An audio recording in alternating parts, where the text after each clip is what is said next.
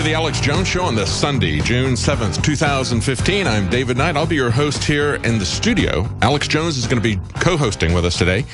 He's going to be joining us in the next segment to break down something that we just found out about. Of course, we see all these international agreements that are being made. One of these international agreements that is coming not from the trade treaties, but it's actually coming from the State Department. See, we have all these bureaucracies that are writing rules and regulations that have the effect of law. They've already bypassed our elected representatives in so many areas. It's hardly even a surprise that we've got now sovereignty-changing massive agreements that aren't just about trade, and they certainly aren't about free trade. They're about a crony capitalism kind of trade. This is what we saw with the banker bailouts. This is the kind of quote-unquote free trade that we're getting with these trade agreements. But we see these regulations coming in from various bureaucracies all of the time, writing their own laws. Congress creates these organizations like the EPA, like the IRS, like the ATF, all these different organizations that then go off and write their rules. The FCC coming out and taking over the internet, for example, just claiming that they have control over it, and they're now going to rewrite the rules. So they're going to exert control. It wasn't even given to them by Congress. They just claim it, name it and claim it, and then they start writing rules for it. So now we've got the State Department who's coming out and saying that they're going to have regulations that are going to govern international arms trade. That sounds familiar, doesn't it? Remember the UN Arms Trade Treaty that they tried so many times to get through? They actually called it a treaty. Maybe that's why they couldn't get it through. They made the mistake of not calling it an agreement or a partnership. Now, we're going to talk about why these trade agreements are really treaties. And, of course, I'm very happy to see now Rand Paul and Senator Jeff Sessions. I always get him confused with Pete Sessions. Pete Sessions is on the wrong side of this, folks. He's a congressman, and he is pushing for a fast-tracked agreement for trade treaties that he has not read. Pete Sessions, Senator Sessions, is a hero on this. He's gone to actually read this, as has Rand Paul, and they're both speaking out on this, saying that this is not a trade agreement. This is, in fact, a treaty. This whole thing is treachery, quite frankly. It is treachery to even call it something other than a treaty because they didn't have the votes to pass fast track if it was a treaty. They had 62 votes. If they came up and honestly said that this was a treaty, they would have needed 67 votes. That's why they called it an agreement. That's why they called it a partnership. And, of course, NAFTA was passed that way. They called it the North American Free Trade Agreement.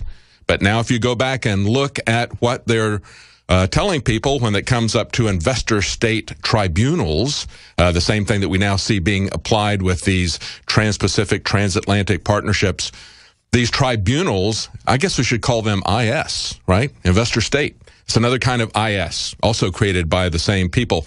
But these tribunals, they say, really are treaty law claims. So the people who are representing the corporations, the multinational corporations in these arbitration agreements are quite clear about the fact that they are practicing treaty law. Look, treaty is any kind of an agreement between one or more nations that affects commerce or peace or various other aspects. This is a treaty. So the first thing they do is lie about it being a treaty so they don't have to get the votes. Senator Sessions has seen this. He's written a very scathing letter. We're going to talk about that in detail.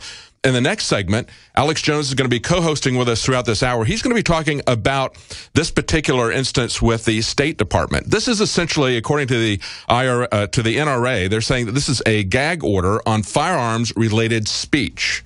In other words, they're going to come after you with some pretty heavy, very draconian penalties if you start putting out publications, technical publications about firearms. And, of course, this could be extended to anything. This is a way of destroying the Second Amendment using the First Amendment. And these are regulations that are being passed by the State Department. Stay with us. In the next segment, Alex Jones is going to break this down. We'll be right back. Ladies and gentlemen, it is Sunday, the 7th day of June, 2015. This is an emergency report dealing not just with the Second Amendment, but with every basic human liberty that is now under open, naked attack. Again, ladies and gentlemen, this is a live radio broadcast. We're going to be throwing it in a moment to David Knight, who is live in studio in Austin, Texas, co-hosting with me the Sunday syndicated transmission. We'll also post this emergency alert to YouTube as well. And we're begging everyone out there to please go to Infowars.com, click on the article, go to the NRA website and see this for yourself. Remember last year, Cody Wilson, fellow Austinite, developed a 3D printable gun, an AR-15. And the feds came after him and said, you can't put a file out, just digital information on how to build that, or we're going to indict you. And we warned them that the feds were going to claim that basically any type of written information about reloading, about how to fix any type of firearm, you name it, would be basically seen as the anarchist cookbook, and that information itself was terrorist. This is prior restraint. Well, now the NRA, who's very conservative and always very slow to act, has come out from their Hill contacts, and Obama's promised a raft of executive powers outside of law to restrict the Second Amendment. They've now come out, the story's on Infowars.com, and announced they're coming after the Second Amendment, not just with ammo restrictions, not just with the attempt that they've been announcing to ban some of the 5.56 ammo, but no, now they're saying they're going after the literature, everything, and that you'll have to get permission before you communicate about guns, period, on the internet. They've also announced in 2 different congressional hearings that they want to bring back the, quote, fairness doctrine, kind of like the USA Freedom Act. It's a horrible name. It's very Orwellian. The fairness doctrine to not let people on talk radio or print actually say their political views. You're like, that'll never happen. Really, until 1987, when Bruce Fein, head counsel of the FCC, got rid of it. Our guest, Bruce Fein, until that was done, talk radio didn't even exist. So we're going into this. The internet kill switch, the FCC takeover of the web. They've had Zuckerberg, Facebook meeting with the Communist Chinese in the U.S. how to do this. It's in the TPP. That part's been leaked. The borders are open without any type of law. The power plants are being shut off outside of law. They're just power grabbing. Michelle Obama tells our kids what to eat in schools outside of law. And if the schools don't follow it, they're fined outside of law. They just do whatever they want. Here's the article on Infowars.com. Absolutely critically important. NRA gun blogs, videos, web forums threatened by new Obama regulation. When you read the article by the Washington Examiner, it links to the NRA story at the NRA website, breaking it down to the announcement. June 3rd, took us 4 or 5 days to find out about this. Federal Register. And that is where they are announcing it. So they just publish things in the Federal Register. They just do whatever they want in everyone's face. But notice, if you go to Infowars.com or even mainstream media websites, it's the same story over and over again. Rand Paul demands White House release trade deal text immediately. See, again, dictatorial, centralized power. Outside of law, just doing whatever they want. And thank God Rand Paul is saying, no, you must release it. I demand you do it. That's what a statesman would do. No one else even dares do that. Obama on his amnesty. The law is on our side. When he said he, quote, changed the law. No, Congress never passed the amnesty. He's done it by executive fiat. So it's more deception over and over and over again. Let's continue. Now, Joint Chiefs Chairman Dempsey says Putin intends to undermine Ukraine and NATO, when clearly, you can say what you want about Russian corruption, it's certainly there. The West is on their border messing with them. So again, it's all part of this lawlessness, all part of this recklessness by the elite we have here. And Obama has previously promised at least 16 different initiatives to go after the Second Amendment. They're now saying they're just going to put anybody who's ever been to a psychologist, basically, and ever claimed insurance on it. They're going to claim you have a disability and restrict buying guns. Then they're going to make you turn them in. This is already being selectively tested in states like California and New York. So the establishment is making their move to sew up the United States and consolidate total control. If people don't get upset about this outrageous move that the feds are now saying in a comment period, oh yeah, we're getting ready to, I mean, if you go to Barnes & Noble, it's reloading magazines, designs of guns, how to fix them. They're saying, no, you can't have those And I remember the old timers always saying, when they start going after gun manuals, when they start going after gun technicals, when they start trying to restrict that, get ready, they're coming after the guns in general. They're trying to kill the Second Amendment, right to keep bear arms, culture. I'm going to throw it now live to David Knight in studio, and I'm going to be back at the bottom of the hour with a very important message and information on the agenda of Bilderberg 2015. Then I'll be back at the end to get more into TPP. But all of this connects together. Centralized dictatorial power where arbitrary tyrannical groups can do whatever they want, whenever they want. All right, we take you now to the Infowars.com news studios and David Knight.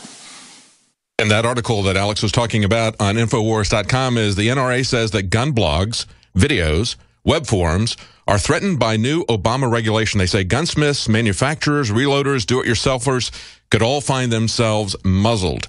And here's the deal. This is all regulations being put out by the State Department.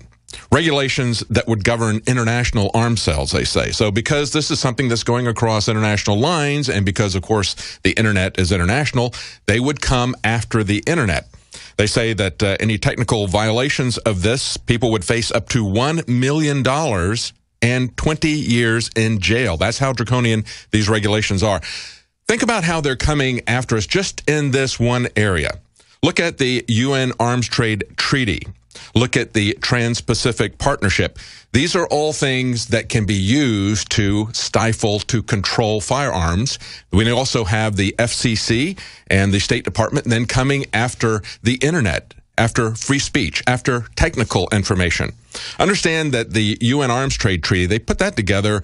It was admitted by the New York Times that Fast and Furious was a false flag attack designed to discredit the Second Amendment. And of course, what did Fast and Furious involve? It involved shipping arms across the border between the United States and Mexico. That was supposed to justify the UN Arms Trade Treaty for the American people. That was going to be their false flag. Instead, when a federal agent got killed in this and it blew up in their face, that was discredited. So they have tried to push this through in various ways. Many people believe that they will push it through. It perhaps might be part of these trade partnerships, the transatlantic, the trans-Pacific partnerships. That might include restrictions on it that they would then use to say, well, since we have to track the flow of firearms across borders by treaty, that means we have to get all this information about you, about your firearms. We have to create this database so that we can do our work and enforce this treaty. That's the rationale that they would use for that. Now, of course, if this isn't in the Trans-Pacific or Transatlantic partnerships, understand that it can be added after these things have been passed.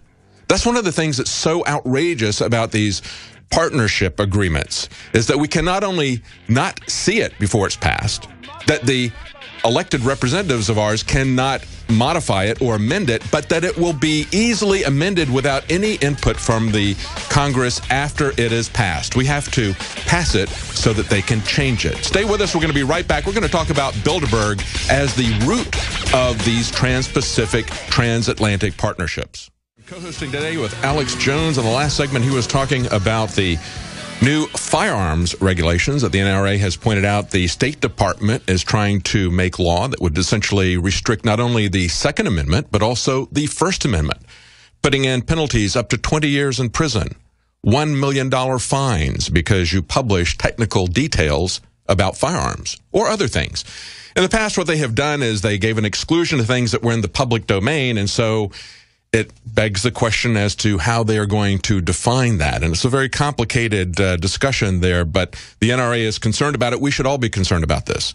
We have seen multiple ways that this administration, and of course the one before it, is coming after the internet freedoms that we enjoy, as well as our international sovereignty is now on the line. Just as we saw with the implementation of NAFTA, it was very important for them to get that done under a Democrat president. They got it done under Clinton.